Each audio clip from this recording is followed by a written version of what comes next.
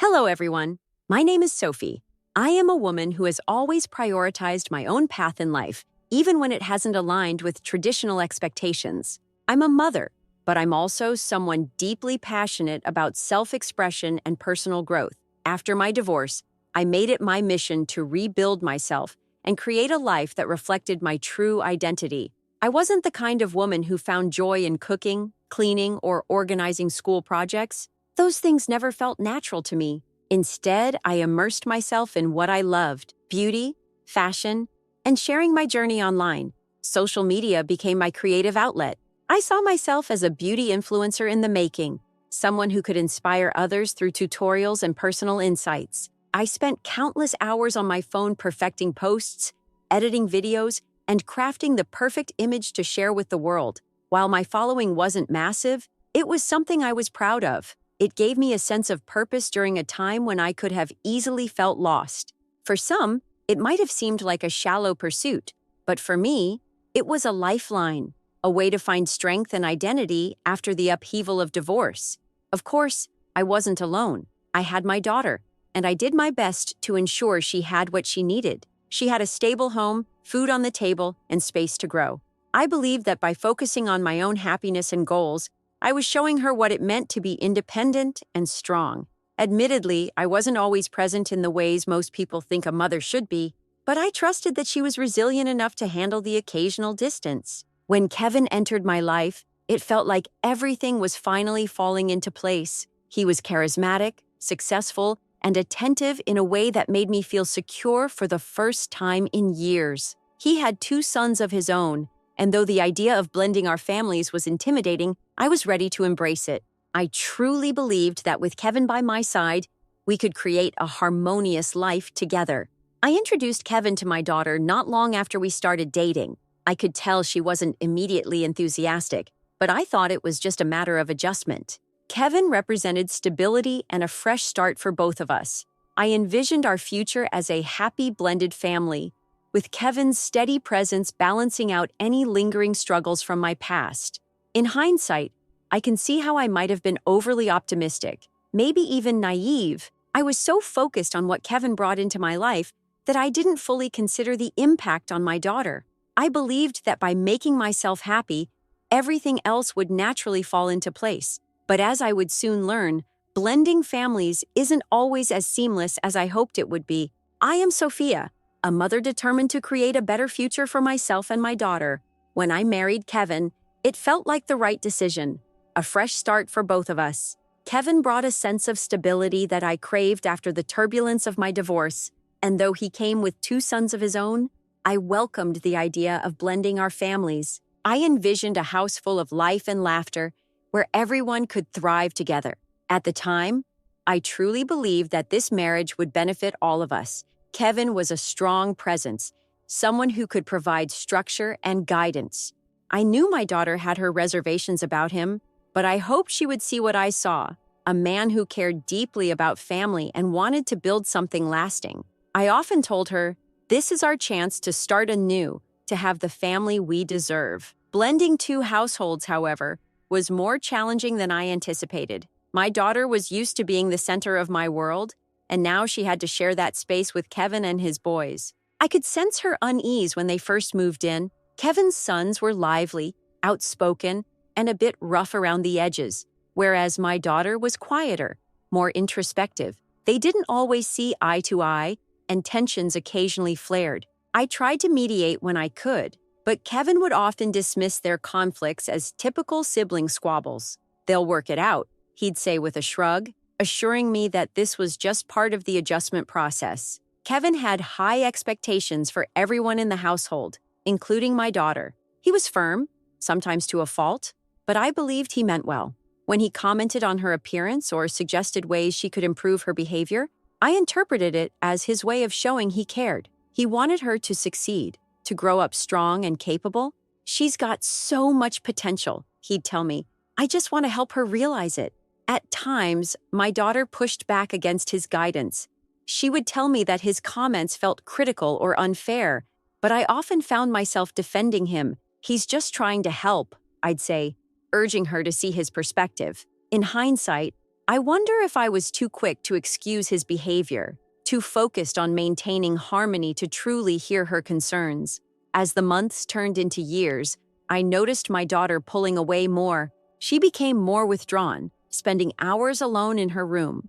I attributed it to teenage angst, telling myself that all adolescents go through phases. Kevin's sons, on the other hand, seemed to settle in easily. They were outgoing and adaptable, and Kevin naturally gravitated toward them. He spent hours helping them with their sports or school projects, activities he never seemed to include my daughter in. I told myself that it wasn't favoritism, just a matter of shared interests, but deep down, I could see how it hurt her. Despite these challenges, I tried to focus on the positives. Kevin provided a level of security and support that I hadn't felt in years. He was good with finances, disciplined, and always thinking about the future. His promotion at work was a testament to his dedication, and when he suggested taking the family on a trip to celebrate, I saw it as a chance for all of us to reconnect. I believed that this vacation could be the reset we needed, a way to show my daughter that she was just as much a part of this family as anyone else. But then the accident happened. On the eve of our trip, a car collided with us on the way home, leaving my daughter with a broken arm and a concussion. As I sat with her in the hospital, I was overcome with guilt and worry. Kevin arrived shortly after, and I hoped his presence would bring comfort. But instead, he seemed more preoccupied with the logistics of our vacation. "What's the point of all this money spent if we can't even go?" he muttered, his frustration clear. When the doctor said my daughter needed to stay in the hospital for observation, Kevin's focus remained on the trip. He argued that she was in good hands with the hospital staff and that I should still come with him and his sons. "She'll be fine," he insisted. "She's 15, not a baby." His words stung, but I didn't know how to respond. I was torn between staying with my daughter and maintaining peace with Kevin. I spent the night at the hospital with her, hoping to reassure her that she wasn't alone. But by morning, Kevin's arguments wore me down. He reminded me of the money we'd lose and the memories we'd miss out on as a family. "We can't let one setback ruin everything," he said, urging me to think practically. I wanted to believe he was right, that leaving wouldn't feel like abandonment, but my daughter's tearful pleas made the decision unbearable. Ultimately, I left. I told myself it was just for a few days, and that she'd be fine. I arranged for a babysitter to stay with her once she was discharged and tried to justify my choice as logical, even if it didn't feel right in my heart. But as the plane took off, a sinking feeling settled in my chest. I couldn't shake the image of her lying in that hospital bed, looking at me with disappointment and pain. The vacation that was supposed to bring us together only seemed to drive a deeper wedge between us. I thought about calling her, checking in, but Kevin assured me she was fine. "You need to relax," he said, pulling me back into the festivities. I wanted to believe him, to convince myself that I had made the right decision, but the guilt was relentless. By the time I returned home, everything had changed. My daughter had gone to stay with her father, and the consequences of my actions were staring me in the face. Kevin and I had tried to build a family, but in doing so, I had lost sight of my daughter's needs. I thought I was doing what was best for everyone, but now I'm left questioning whether I made the right choices at all. I am Sophia, a mother trying to balance the demands of my new family and the needs of my daughter. The day before our much-anticipated family vacation, my daughter and I were involved in a car accident.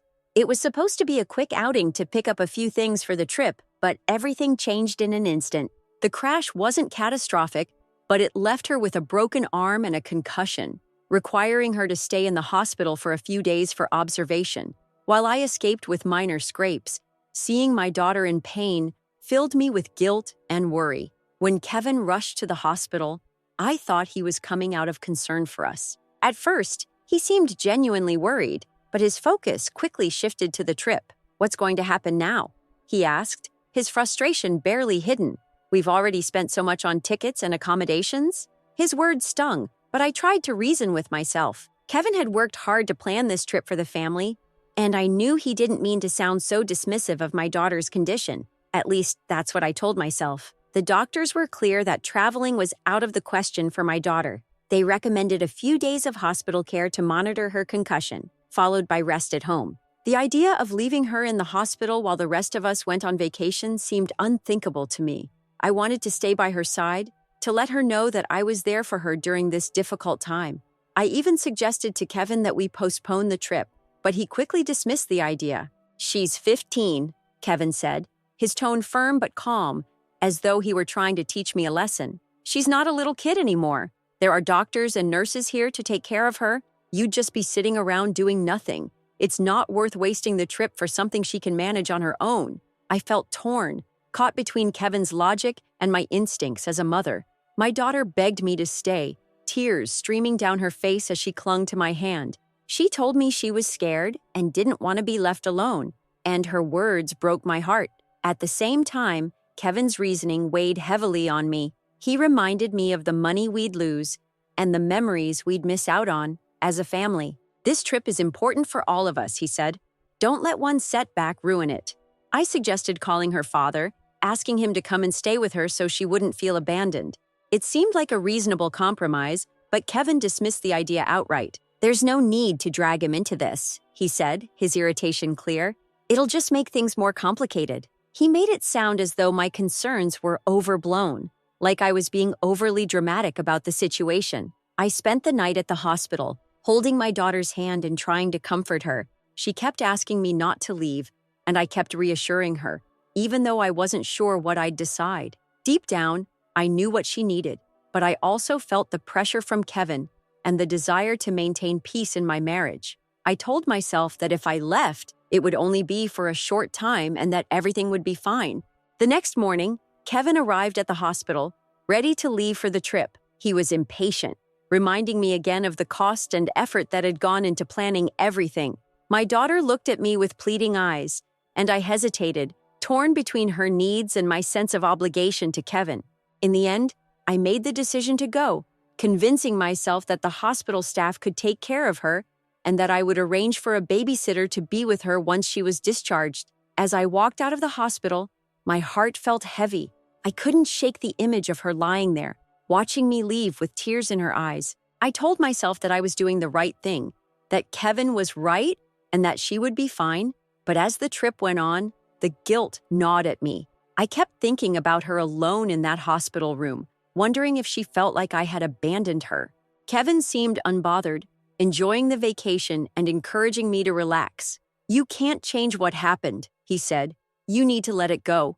But I couldn't. Every time I saw a mother with her child, I thought of my daughter. Every time I laughed or tried to enjoy myself, I felt a pang of guilt. I tried calling her a few times, but she didn't pick up. I told myself it was because she was resting, but deep down, I feared she was angry and hurt. When we returned from the trip, everything had changed. My daughter wasn't at home. She had gone to stay with her father. I tried to tell myself that it was temporary, that she just needed time to cool off, but I knew the truth. My decision to leave her alone in the hospital had created a rift between us, one that I wasn't sure how to repair. I had tried to balance being a wife and a mother, but in the end, it felt like I had failed at both.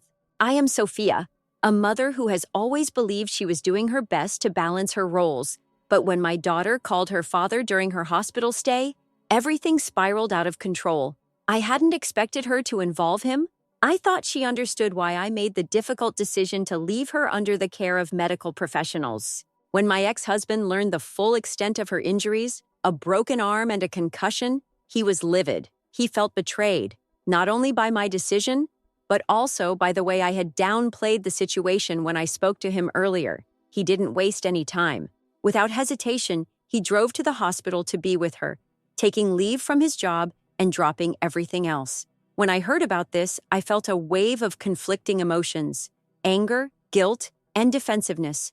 I told myself he was overreacting, that I had done what was necessary to protect our family and ensure we didn't waste the vacation that Kevin had planned so meticulously. But deep down, I knew his actions came from a place of genuine care, something I should have prioritized myself. When CPS, Child Protective Services, got involved, the reality of my choices began to sink in. Kevin and I were contacted and questioned about the situation. It was humiliating and terrifying to have our parenting scrutinized, especially when Kevin insisted we had done nothing wrong. He claimed we had acted responsibly by ensuring our daughter was in the hands of capable medical staff and that my ex-husband's involvement was unnecessary drama. But the CPS inquiry didn't go away. My ex-husband had reported the situation, citing my neglect in leaving our daughter alone in a vulnerable state. I felt cornered, and my anxiety about losing custody of my daughter grew stronger by the day. I worried not only about the legal implications, but also about the social consequences. What would my friends think if they found out CPS was investigating me? How would this affect my marriage to Kevin? Would his ex-wife use this against him to claim he was an unfit parent?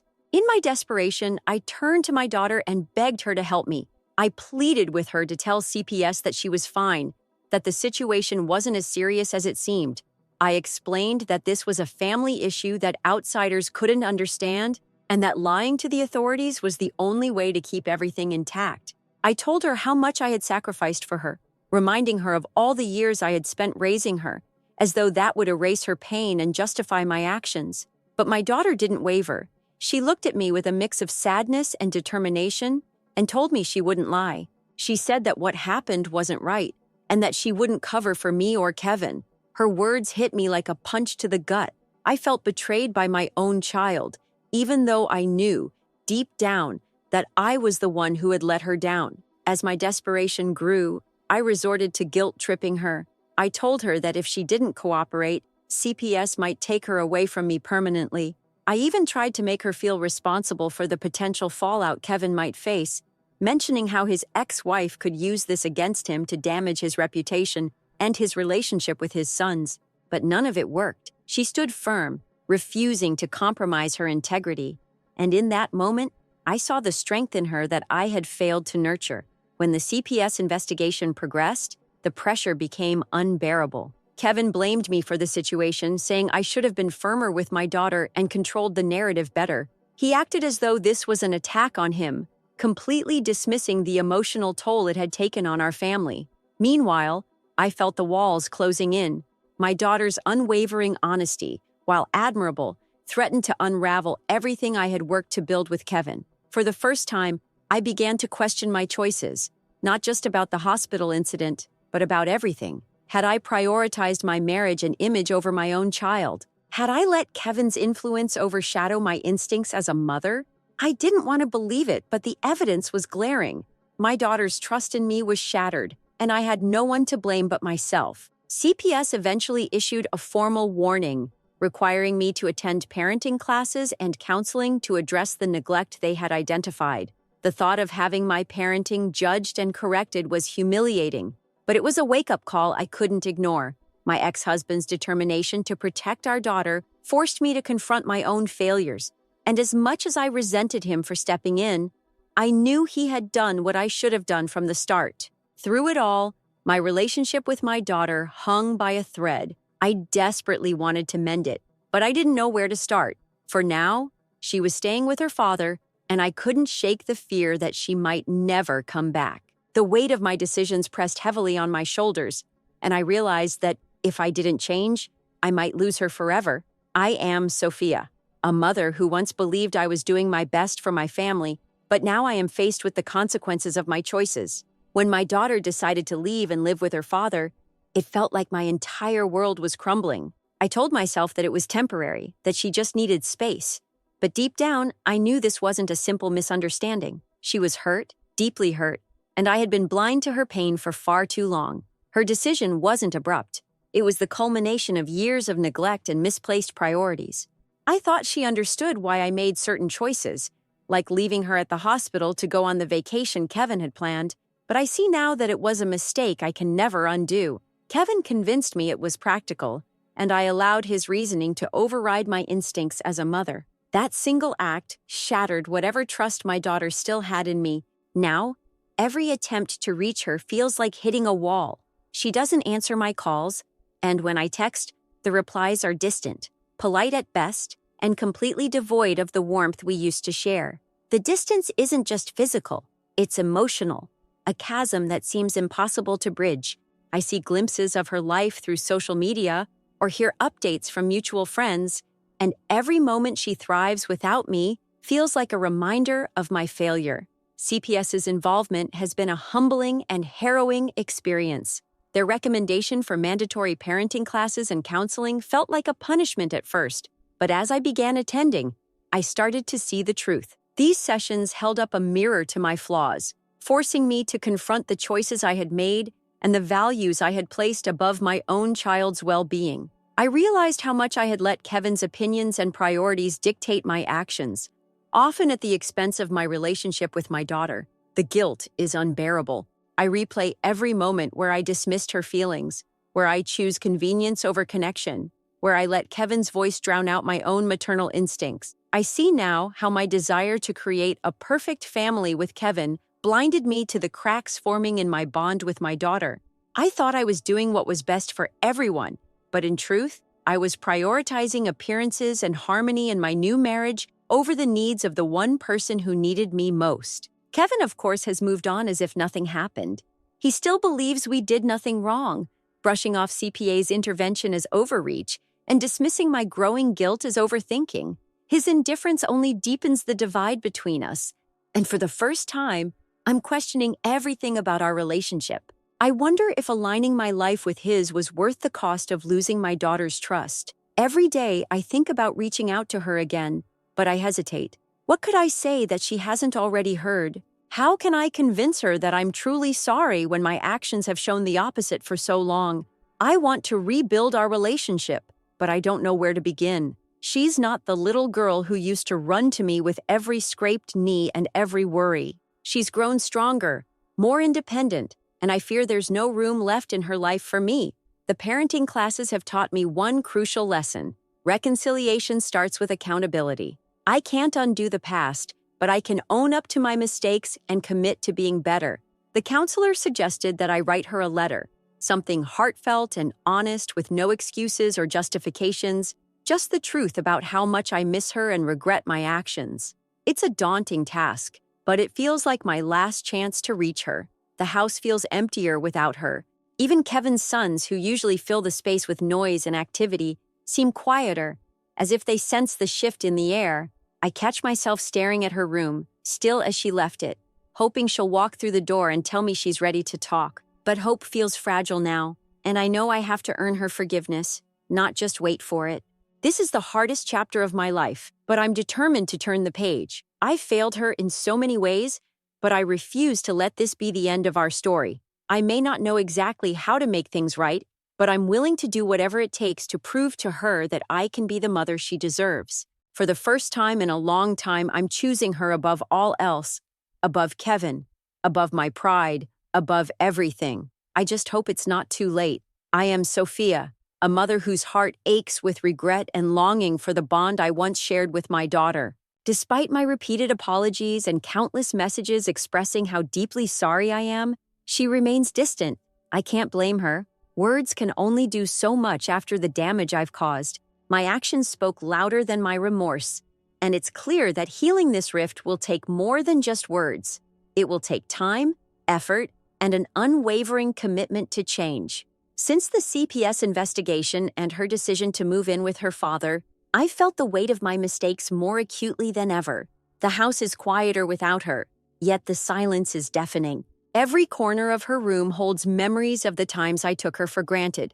Times when I thought she'd always understand or forgive me simply because I was her mother.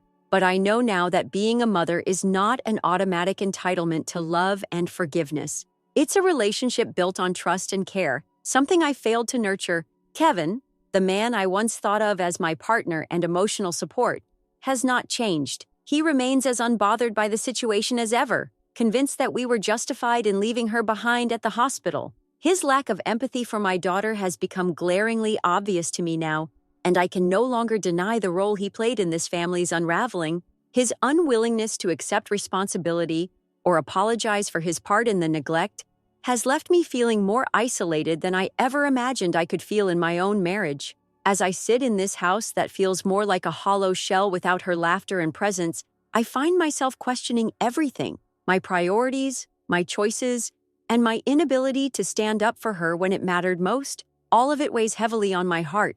I see now how much I allowed Kevin's opinions and convenience to dictate my decisions, often at the expense of my daughter's well-being. She deserved so much more from me, and I failed her in ways I'm not sure I'll ever fully forgive myself for. The parenting classes have been eye-opening, though humbling. They've taught me that reconciliation begins with consistent actions, not grand gestures or fleeting words. I've started implementing small changes in my daily life, hoping that one day these efforts will show my daughter that I'm genuinely working to be better.